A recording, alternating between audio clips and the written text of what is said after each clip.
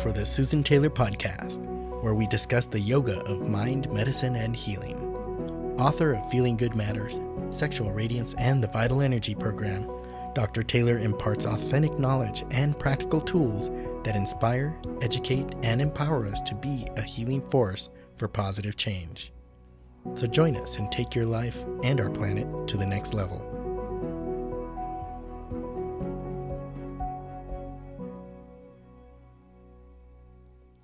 Hello and welcome to episode 31, Rewire Your Emotional Wellbeing, the 5 Steps to a Resilient Mind. Learning the skills to build a foundation to focus the energy of our mind, our healing force, will serve to rewire our emotional well-being and build a resilient mind. Resilience meaning our ability to bounce back from any obstacle or any adversity that may be in our way, and we're able to come back to our normal homeostatic balance. As we become aware of the elements that cleanse and nourish and bring balance to our body-mind complex, we obtain a resilient, flexible, strong, and vital mind as a result. In today's episode, I'd like to discuss the 5 steps for a resilient and vital mind. But first, I'd like to talk a little bit about the brain. Our brain is 2% of body weight, and it uses actually 20% of our total oxygen and blood supply in our whole body. It's our fattest organ. In fact, we have a fat head, and it weighs about 3 pounds because it needs 2 times more energy than any of the cells in your body.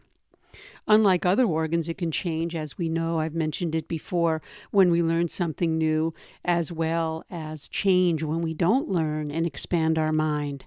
And this is called plasticity, neuroplasticity, the ability of our brain to change. Working with focusing our mind leads to changes in our brain that allows us to rewire not only our emotional well-being, but our physical well-being also.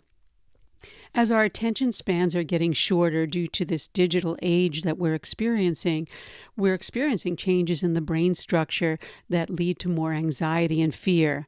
We're actually on the brink of becoming lost in cyberspace. I remember growing up hearing there was a show called Lost in Space. Now we could say we're lost in cyberspace. Stress and lifestyle habits do affect our brain, causing a deep impact on the actually expression and mutation of our genes. For example, research shows that children that have violent childhoods have the same brain changes as soldiers in combat. The cortisol that's released through the stress, because I had mentioned stress and lifestyle habits, actually sensitizes the amygdala, which is part of our emotional brain, and inhibits and shrinks the hippocampus, which is responsible for memory. So consequently, chronic negative experiences will sensitize that part of the brain called the amygdala, which sets off the stress response. It's an alarm bell. And this process over time creates a vicious cycle affecting our nervous system behavior and mind itself. And vice versa, the mind also affects the behavior and nervous system. In essence, your brain changes with each experience that you have, whether it be positive or negative. When we create habits that support and nurture our mind, then we can direct those changes for a positive outcome. And our ability to bounce back or be resilient from the experience becomes easier and better. Again, this is called resilience. It's our ability to overcome obstacles and create the delays, or overcome the obstacles that create delays in our own life. Moving on now, let's talk about the 5 steps, now that we have that background, to rewire our emotional well-being, because it does involve the brain and mind complex. The first step that I've identified over the years is to remain calm, consciously aware, living in the moment. Awareness is the key for everything, so that we can be aware of our intentions and how we're even thinking. Setting our intention actually starts the rewiring process.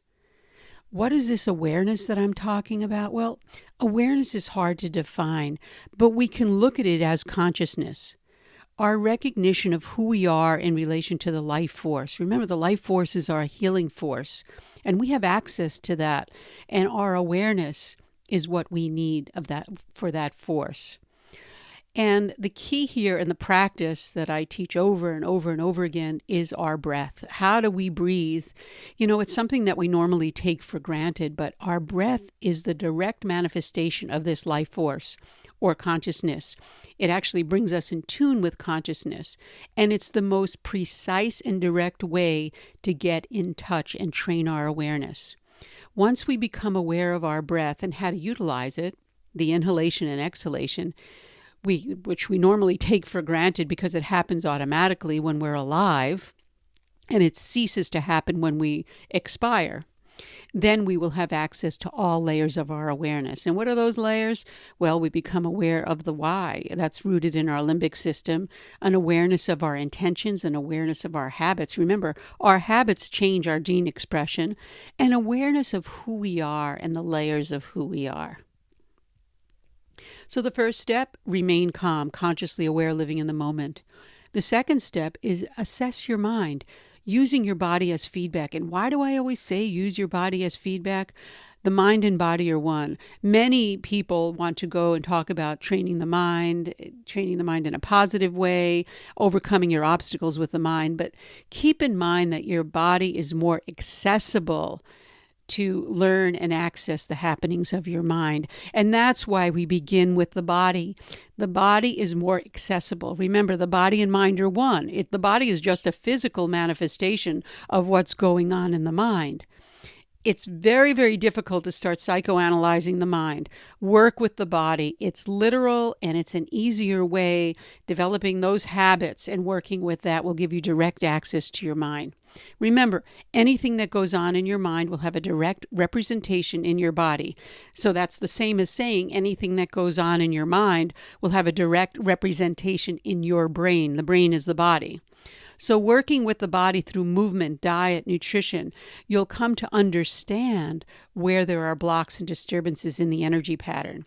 I forgot to include in there, working with your body through movement, breath, diet, and nutrition, you can come to understand. I'm including movement, but movement really requires to be aware of the movement of your breath. With the proper habits, you can then remove those obstacles and remove the obstacles that are within the body and restore your health, restoring the health of the mind and the body. Third step, create space. On a physical level, we talk about detox and cleansing diets. That's working with the body. But on the mental level, what happens is we create space. It allows the energy to flow. We remove our obstacles with detoxing or letting go. When we cleanse our space, we allow energy to flow. Just look at your closet or your desk or anything. When you remove any of the clutter, you create the space.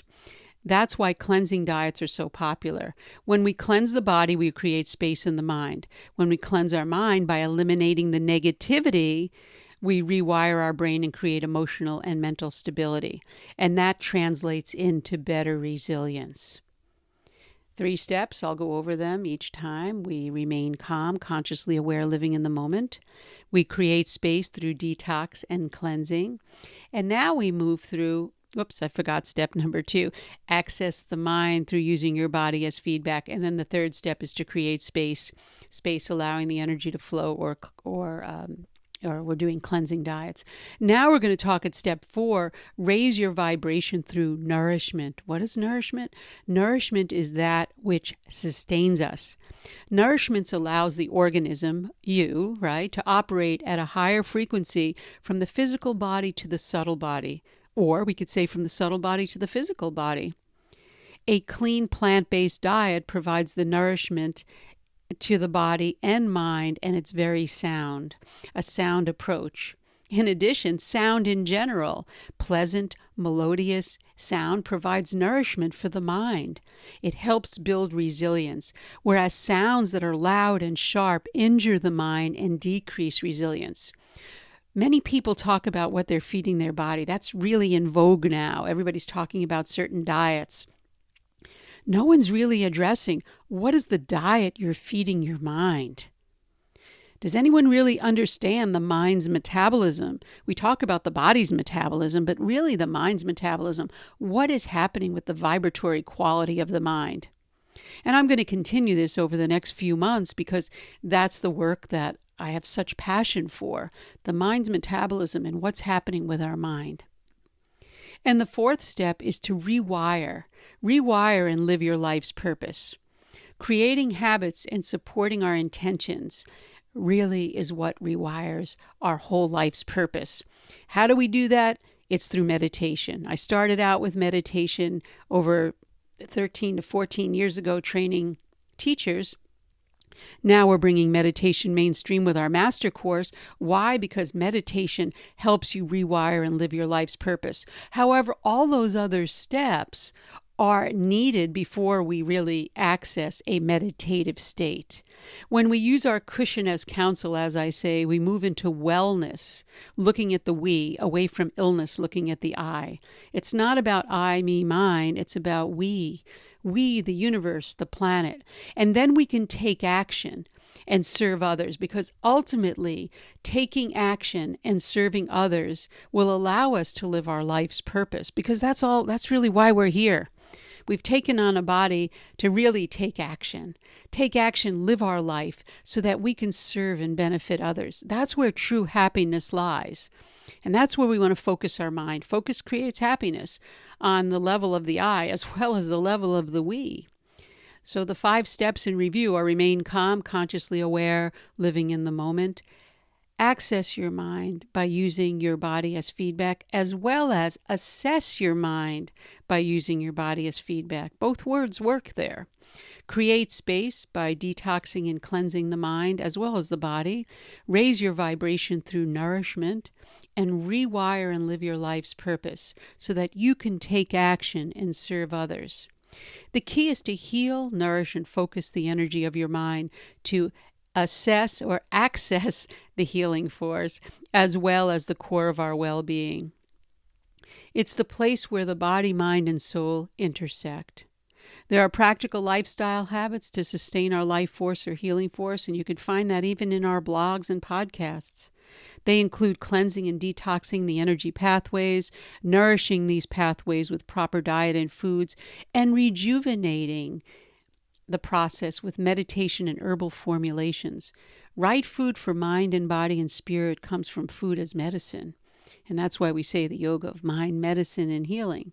Ultimately, a balanced approach using yoga and meditation practices coupled with quality foods for both the mind and body are what are going to enhance our life.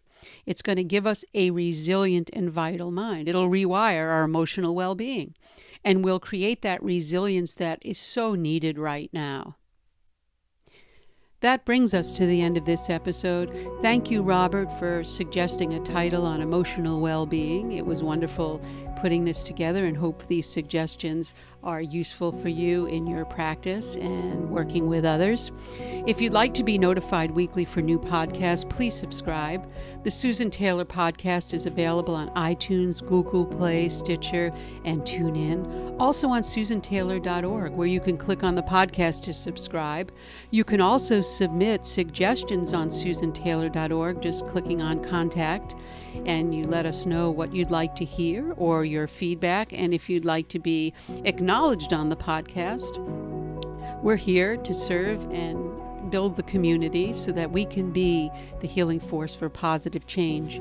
Contact us at susantaylor.org if you have any questions, comments, or feedback, as I just mentioned. And I'd like to say thank you for listening. Our podcasts do come out every week, and all your comments are read by me, and I will either write back to you or will make it into a podcast concept for you. Until next time, remain calm, consciously aware, living in the moment.